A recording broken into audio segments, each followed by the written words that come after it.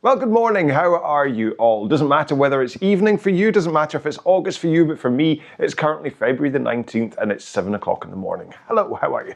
I'm about to row for 25 minutes-ish on my rowing machine. I will cover 5K plus a little bit of a cool down, and I'm asking you to row along with me, hence the name of the channel, Row Along. I've packaged all of this up into a very clever, pithy title, 5K every day, but I don't expect you to row 5K. You can just row whatever you get to throughout those 25 minutes. Might be more, might be less, who knows? As long as you're on the rowing machine and you're moving, that's what matters, all right? I'm going to continue to talk to you while we row. I'll do a little bit of technique, and then I'm going to get back into the story of why I have the audacity to be the guy sitting here on a rowing machine trying to profess I know what I'm doing, which clearly I don't if you've watched the YouTube videos enough. Anyway, I'm such a salesman, aren't I? So we're going to get into this workout. Did you see me trying to do an intro there? We're getting into our workout, and we have to get our machine set up first. So I have just come back, or last night just came back from filming at Castles, and so the machine's in state of disrepair, one may say. Handles up at the throat, and my drag factor lever is set way too high because it just strangely moves when it's in the car. So I know that when I set my lever to 5, I get a drag factor of 130, which is what I need to feel connected to the stroke.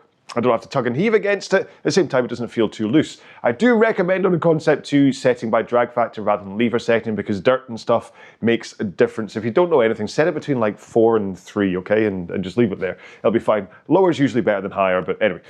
Next up, let's go to the seat. I want you to sit more towards the front of the seat than to the back of the seat. And I want you to sit more towards the front of your backside than the back of your backside, okay?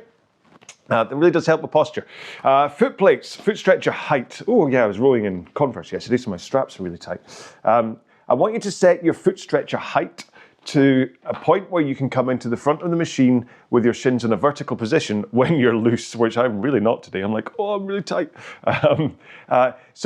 Usually, again, if you're using the same machine, the same shoes, you have a routine, you know where you set it. For me, I know that it's size 10, I've got one hole showing, and I will get the flexibility happening. If you don't know anything about this, then just have the strap covering the widest part of your feet, which is usually the balls of your feet. Might not be, but yeah, that's kind of where to set it. Then you can adjust for comfort from there. Again, like I said, I'm size 10 and I've only got one hole showing, which is what a setting of 5. So really do take a look and make sure you're not sitting too high in the foot plates, because that's where it gets uncomfortable to get into the front.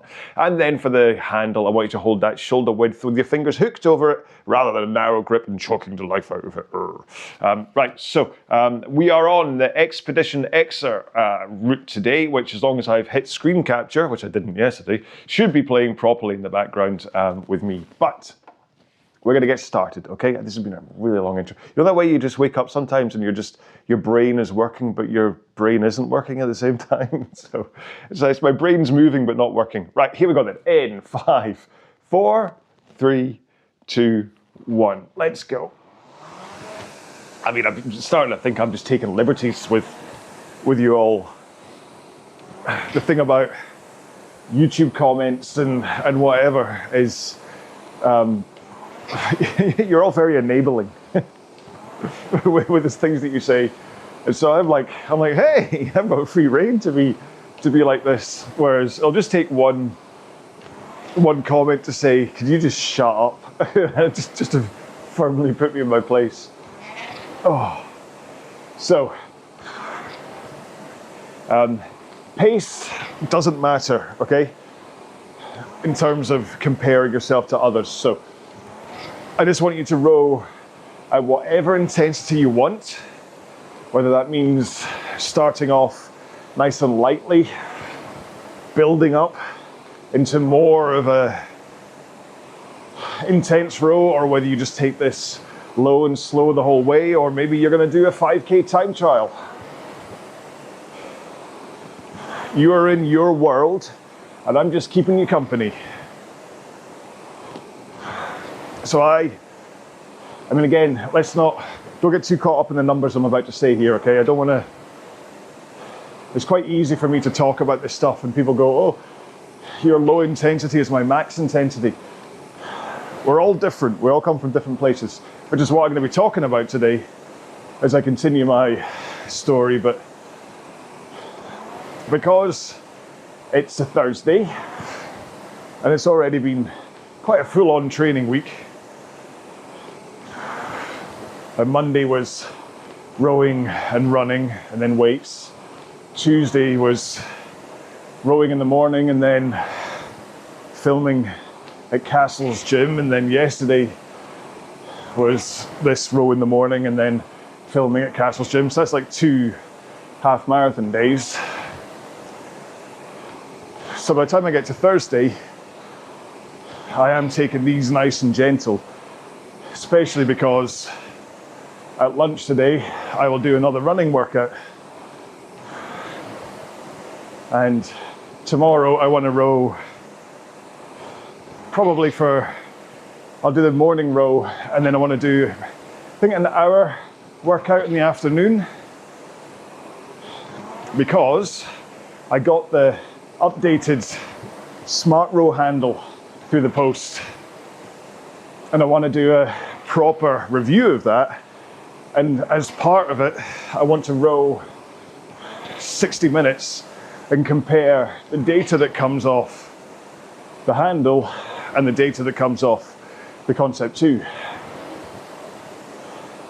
And then I want to make one where it's like short sprints, just to see how it handles doing like 100-meter sprints and things. So that's my plan. I don't think I'll do both of them tomorrow, but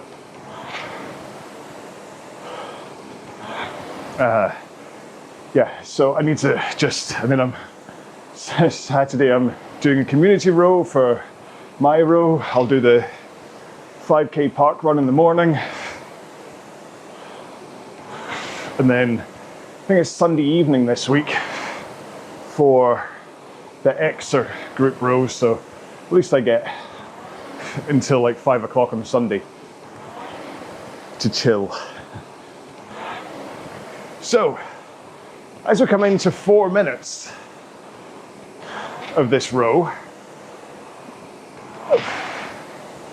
I don't know, well, I'll talk about my experience. You may be different, but I started off at right about 2:15 pace, very creaky and stiff and reluctant to row. But now that we're past 4 minutes in, I'm down at like, say I'm hovering around 2:10 pace. And this is really with I'm not thinking about pushing any harder or finishing any stronger or anything. It's just because as my body is easing off, I'm able to get into that shins vertical compression into the front and pass that power from my legs through my body into my arms to pull in at the finish. So just being a little bit further towards better technique for the same intensity is now helping me row around 5 seconds faster. And a lot of that is coming from posture and the rocking of my back over my hips into that 1 o'clock position at the front, and then 11 o'clock at the back. And making sure to think about pushing the machine away with my feet rather than pulling on the handle. You really do want to hold that forwards tilt, arms straight, and sit up with a good posture, and then brace your core and think about pushing the machine away. If you're pulling early, there are usually 2 reasons. I mean, there's a third one that could be that maybe you have maybe you can't keep your arms straight. Maybe you've broken your elbow or something. But the 2 main causes are, 1, you pull your arms early because you don't know that you're meant to keep them straight and push your feet. in which case I recommend concentrating on it. Straight arms, come forwards, maybe have a slight outward roll of your elbows to really engage your lats, and then keep your arms straight until you're pretty much just past halfway for the leg drive, and then pull the handle in. Or the other reason is you have the drag factor, resistance, whatever you have on your machine, set too high. And so even though you are pushing with your legs, you can't overcome the weight of your machine, of the stroke. And so you need to fight, heave against it by pulling early. Now on the concept 2, there is no ego build to rowing at 10. The only people that you impress by rowing at 10 is gym meatheads that don't know any better. It's actually more impressive to see somebody rowing, well, to see somebody rowing with the lever at 5, I tell you. Oh, look, I'm rowing with the lever at 5. Oh. No, I mean, if you go to the gym and you see somebody rowing well, the lever's down at 5, you're like, yeah, there you go. There's somebody that knows what they're doing, somebody that knows how to put the power into the machine. Whereas the ego-driven lever of 10, anybody that knows anything about rowing is going to look at that and go, oh, bless. Especially if you're pulling early, fighting against the weight of the stroke. So for those people, lower the lever a little bit, lower it down until you no longer have to fight against the weight of the machine. And I suppose with that, if you find that by dropping the lever, you're now no longer rowing as fast as you were, then that's pretty much proof that you were rowing with a poor technique, pulling with your arms instead of pushing your feet and letting your legs do the work. All right. So just make sure, push legs, swing back, pull arms, and then sit up at the back of the stroke to reset. That's sitting up to reset your posture. It's kind of the secret sauce that feeds in to the rest of your stroke. So, we're on Thursday, and I think I've done a whole bunch of deep dive technique stuff this week. So that's where I'm going to leave technique, if that's okay. Well, I just got to say, sit up. When your arms are coming out, that's when you sit up, okay? So handle comes into chest, it instantly comes away, and then you sit up. So that hands are almost at your feet, and your face is almost at your knees before you bend your knees. There we go. I'm done. I do talk technique a lot, so unless this is your first listen to me, then you should have heard me go through all the various aspects several times. And maybe today just focusing on the arm straight thing is a good idea, because rather than me throwing the entire stroke at you, I'm just asking you to keep arms straight and work on the sequencing of legs, body, arms. Anyway, right, 12 minutes in. Come on, John, you want to be quicker today.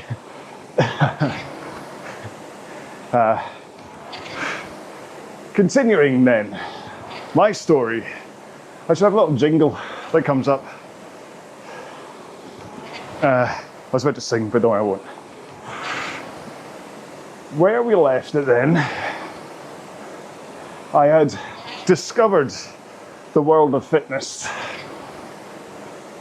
by playing squash. Got absolutely obsessed with it. Obsessed with trying to get faster. Sorry. Better. John, squash is about getting better, not faster. Rowing's about getting faster. So used to saying the same thing. But after a few years really trying to squeeze out tiny improvements to get better, I destroyed my shoulder.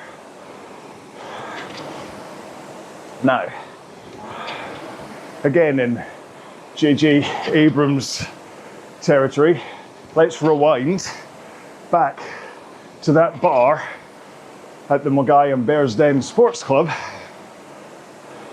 which is where I found squash.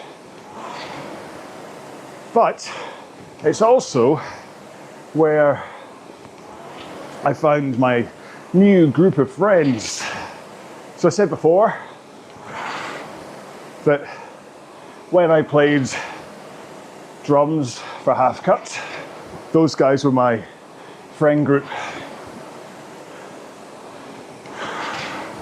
And I was kind of lost without them for a while. And then when, like winding on quite far, when I got to David Lloyd to play squash, all those folks were my friends. But there was let's say, about 4 years in between I haven't quite covered when it comes to friendship. And it does matter, don't worry. So, at the sports club where I was playing squash, they also had hockey, field hockey. And like, it's one of these things where if you don't know about these worlds, you never like looked into how popular is field hockey. You wouldn't expect it to be filled with a bunch of 18 to 21 year olds in peak fitness.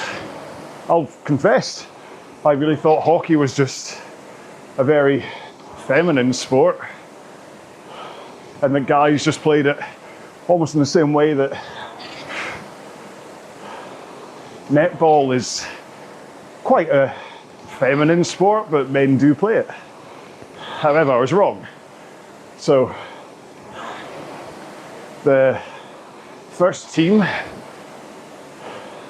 was a bunch of guys my age.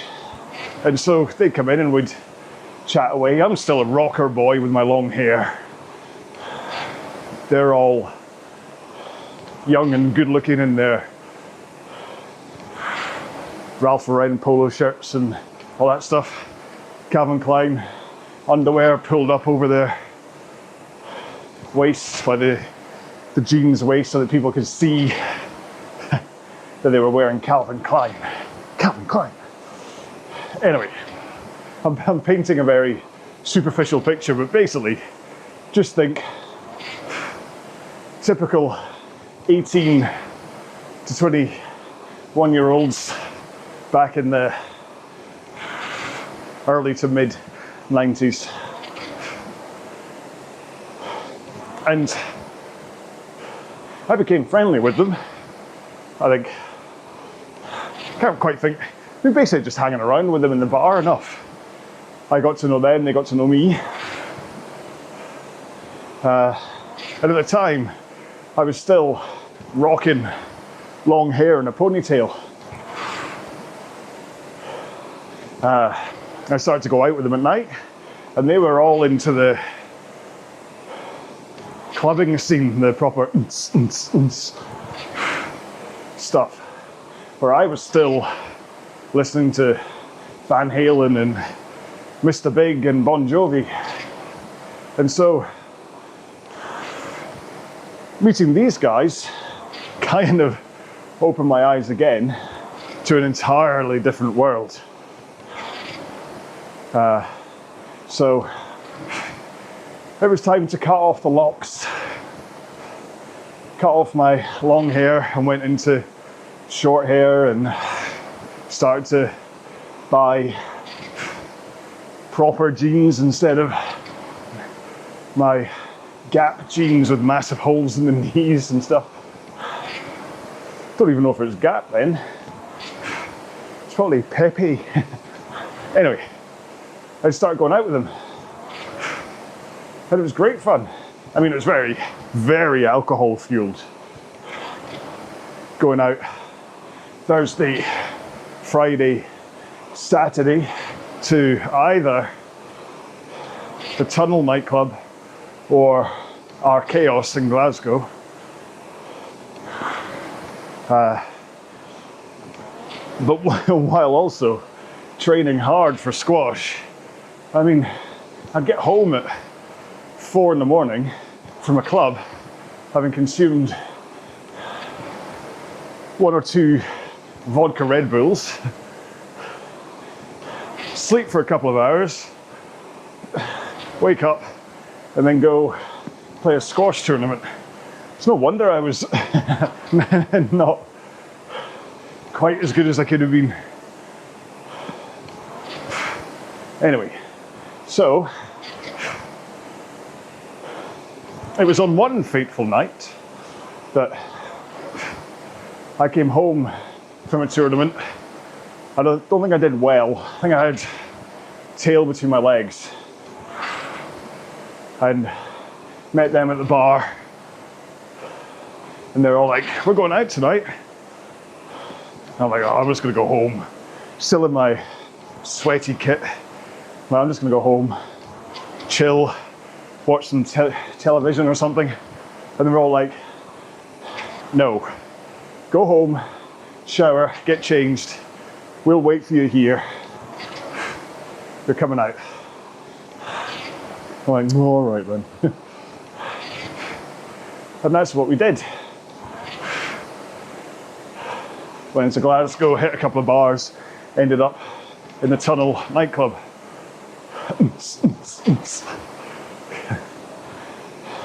And I'm dancing around, standing right in front of the DJ booth, dry ice machine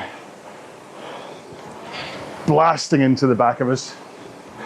And then, like a movie moment, everything goes dark, spotlight comes on, and I see this goddess dancing. I mean, obviously no spotlight, this is my head. You have to paint the picture, people, paint the picture. And there was this beautiful blonde, and I had just a chemical change to my body. It was like agitation, adrenaline, almost that feeling of before you go into a race, kind of nerves mixed in, all screaming at me, "You need to talk to this girl." And I mean, not wanting to paint myself as some kind of Lothario, but I'd met girls while we've been going out, spoken to them, maybe had the odd peck on the cheek, but none of them did I have a proper physical kind of reaction to just looking at them. I mean, get your mind out the gutter. I mean, like a pheromone, hormone kind of thing. So I had to talk to this girl. So I wandered over. There was a breakdown in the music. BBE 7 days in 1 week was playing, and I knew that it had quite a long and quiet breakdown where there's no beats and it's a bit quieter. So waited for my time. Oh, I've blown past 5k. Right, I'm gonna ease off, but I'll hold the rate in case you're rowing along with me. Yeah, so at the point where the music has got quiet, I've got quiet. And so I wander over to her. Hi, how are you? And she's like, took you long enough. Not in a, that makes it sound awful, but she's like, it took you long enough. That's not how Julie speaks at all. But so apparently she had also spotted me, and we were both basically doing a mating dance at each other. Bum, ticka, bum, bum, bum, bum, bum, bum. Goes right back to being cavemen. And it's basically the best way to think about it. We were both trying to catch the eye of the other one. Well, hello there, I'm trying to catch your eye. And luckily, she was trying to catch my eye. And, well, we're coming up for 30 years this year that we've been together for. So I think it's fair to say that we're at least boyfriend and girlfriend.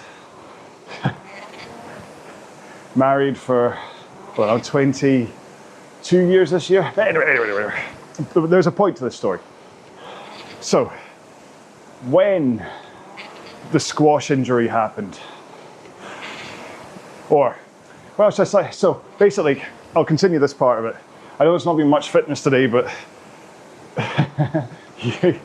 people were saying, oh yeah, just string the story out. You're just keeping us company while we're rowing. So this is why today was pretty much about meeting the hockey guys and how meeting them led to me meeting my wife. But as has been my way in this story so far, once I met Julie and she became my, well, obsession makes me sound like I'm going to be in some kind of film noir flick chasing after her with a... I was obsessed with her, as in just head over the heels in love with her. I knew that this was the girl that, as long as I didn't make any stupid mistakes, I would spend the rest of my life with. And I was never really the type, I don't think I've ever cheated on anyone in my entire life, so that was never going to happen. So I knew that as long as she liked me, we would be together forever. And so far, forever's looking good. But, like I say, as is my way, I found my new thing. And although I continued to see the guys, hockey guys or whatever, I kind of went from going out Thursday, Friday, Saturday, every weekend with them, to really maybe once a month I'd bump into them in a bar or something. So I just wanted to spend all my time with Julie. And so we were still, like, we were together at the point when I was playing squash at David Lloyd. And so it was great to have her kind of keep me, what's the word, is it counseled? Basically just to kind of be with me through what was quite crushing when I had to give up squash. But we'd moved in together at that point. We're living in a flat in the centre of town. And I had a job as a video editor, which I'll talk about eventually how I got that job and stuff, but maybe tomorrow we'll talk sport for a while. All right, that's me at 6K. But now this has been a side chapter, because yesterday I finished by saying, but I started to get quite large drinking Guinness and eating cheese sandwiches. And this is where we kind of pick up the story again, even though I've kind of gone a little side route. We're gonna come back to this, because living in my own flat, buying my own food, as in just literally could go into Tesco and could have taken stuff in rather than kind of wandering around with mum when I was living at home and all that kind of stuff. Suddenly, there's beer in the house that I never drank when I was living at home with mum. But I'll continue this while we're stretching, all right? I thought this would be a quick finish, but it's not going to be. Put your feet in the foot stretchers, loosen your straps, flick your toes back against those straps, legs down, nice and kind of pretty much locked, but safely locked. And then good posture, tilt forwards, over your hips, just to get a good stretch into your hamstring. Oh, crikey, that's a bit of a fiery stretch today. Yeah, so one thing and I mean, I'm not, this makes it sound like I'm blaming it on, well, kind of, it is when I moved out on my own. Sorry, when I lived at home with my mum, I never drank at home. Okay, I'd only ever, when I was going out to a bar or whatever, that's the only time I would ever drink. And it never occurred to me to buy, or like Julie would come around on a Saturday night and would watch ER and Friends and whatever that was on, and Buffy, get Greg's sandwich and kind of watch them, and we'd get like a bottle of Frascati wine or something, like cheap, nasty wine. And so we'd do that, but I wouldn't, so we moved on to glutes next. So one leg up on the rail, heel in between, where basically the flap and the concept two is, but basically straight out in front of you. Bring your other leg up and over so that your heel is in the curve of your knee, of the leg that's straight, and then bring that knee, the one that's sitting up in the air, I can't get this out today, in front of you so you have a straight line between your face, knee, foot, and monitor. Hold that knee in place and then rotate round to the back of the machine with your arm, twisting your upper body to get stretched down here into your glute. Podcast people, I do recommend watching one of the end of my videos so you can see what I'm doing, because I know this is a bit confusing. Yeah, but so I'd like Friday, Saturday when Julie came round, I'd have wine at home, but I wouldn't be Sunday night while I'm watching TV and I just pour myself a glass of wine and stuff. No, I would go for like a mug of hot chocolate or something. So, whereas when we moved into the flat together, suddenly I'm buying a 12 pack of Caffrey's or Guinness or something. I'm swapping legs. A 12 pack of Guinness or something. And then it would be like a Sunday night and I'm having four cans of Guinness while we're watching TV before bed, and maybe like Wednesday night having like, it's whiny Wednesdays and Thursdays and all that kind of stuff. And suddenly I'm kind of finding that I'm just going to get into that thing of just drinking beer all the time. And this is at the time that then I blew out my shoulder, stopped playing squash, but I'm still just chugging down Guinness and Caffrey's. It's all right if you're on a squash court burning off 1,500 calories every day, but when you're not, it's not quite as good. Right, so on to quads next. You see the flexibility that happened there, that was terrible. So I've got one hand resting on the monitor, bring my knee up in front of me so I can grab onto my ankle, then I can pull my heel back up so that it's touching my backside, hold it in place. And so this is what takes us into kind of, while I was, so I'm living with Julie. I've got all this food and stuff in front of me. Julie's like a furnace. Like she's got like the metabolism of a 10-year-old, where she just kind of, she basically just does, yeah, she's one of those sickening people that tends to eat what she wants and doesn't put on weight. Right, change legs. Whereas I can just look at a chocolate biscuit and suddenly I've put on a pound. But anyway, so living at home, all that drinking and eating just like kind of crisps and chocolate and I kind of went from when I was living at home with mum of not really eating that much. I'd have like a couple of meals, and they were always kind of like, mum was a good cook, so they were always healthy, nutritious meals. Where suddenly I'm living at home and I'm just having cheese sandwiches all the time. In fact, one of my biggest or you know how you have like memories that you just call up sometimes and it just comes back into your head every time something is mentioned. Let's go into forearms. Push your hands in front of you, so they're in front of your face. Bring them down. Down in front of your body, so your thumbs at sternum height, and then push together, and your forearms will get a nice stretch in your wrists. I said, did I say? Because I was just about to say this, but I thought no, finish off talking about stretch. I'm hoping that this is useful carrying my story on into the stretching session, because either you're still rowing or you're stretching with me because you want to hear the story. So one of the lasting memories I have is sitting at home in the flat, having So basically, I'd get 4 slices of white bread, a whole bunch of butter, a whole bunch of cheese, nom, nom, nom. That was my lunch every single day for a while. And I remember sitting down watching the television, and there was suddenly, like, the whatever program I was watching stopped, and there was a news flash that came up, and it was 9/11. And I just remember just like sitting there with this kind of like this cheese sandwich in my mouth, unable to chew, unable to take a bite because of the horror that was unfolding in front of me. Right, let's move on to shoulders. So put your hand straight out in front of you, turn it upside down, bring it across your body, use your other arm to help it come even further across your body, and then you can relax your hand. And it's funny how you get triggers like that. Like there's, if I hear faithless insomnia, if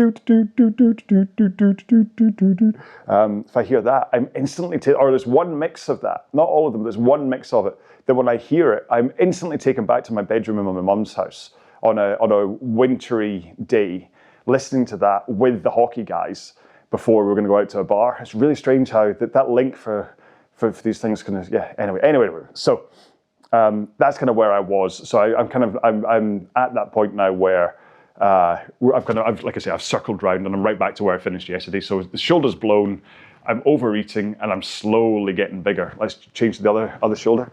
But I don't realize it. I don't really notice it. It's like boiling a frog. You don't really notice. You look at yourself in the mirror every day. You don't see it. It's like I saw James Smith. Is that the guy, the online kind of PT personality type, James Smith, I think. And he was doing a thing about fitness, about how people give up because they don't see the difference. And it's like, well, if you look at it like a roll of toilet paper, if you just take off one sheet, it doesn't make much difference. But over the course of like a month, as you're taking off one sheet every day, eventually you get to see the results. I have my own version of that in the book, actually, where I talk about a box of Maltesers, and you take one out at a time. It doesn't look like you're making much of a dent in that box until it's empty, and you go, oh, look at that.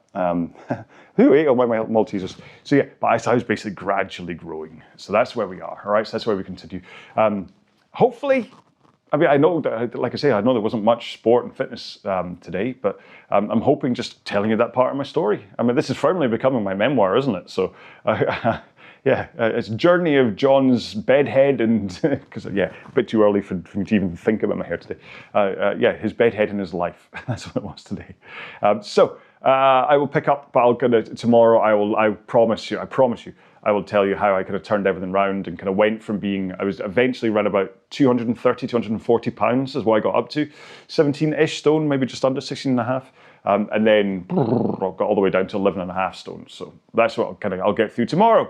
So thank you for joining me for this one. I hope you enjoyed the row. Maybe you didn't even listen to my story. Maybe you had me on mute. But yeah, I hope this is a good workout for you. I certainly enjoyed it. It's been a really nice kind of starter to the day. Like I said, then later I'm going to do some kind of fast running interval stuff. So this really didn't need to be a tough row in the slightest. So until the next time then, please have something to eat, something to drink, have a shower, and tell someone you love them. I'm going to go and tell Julie I love her because, well, I do. And I will see you in the next row. And the next row, it's my birthday. So yeah. I will see you. I'll see if I get a little hat or a badge or something and I'll wear it tomorrow. But until then, please look after yourself. Row well, be well. Bye-bye.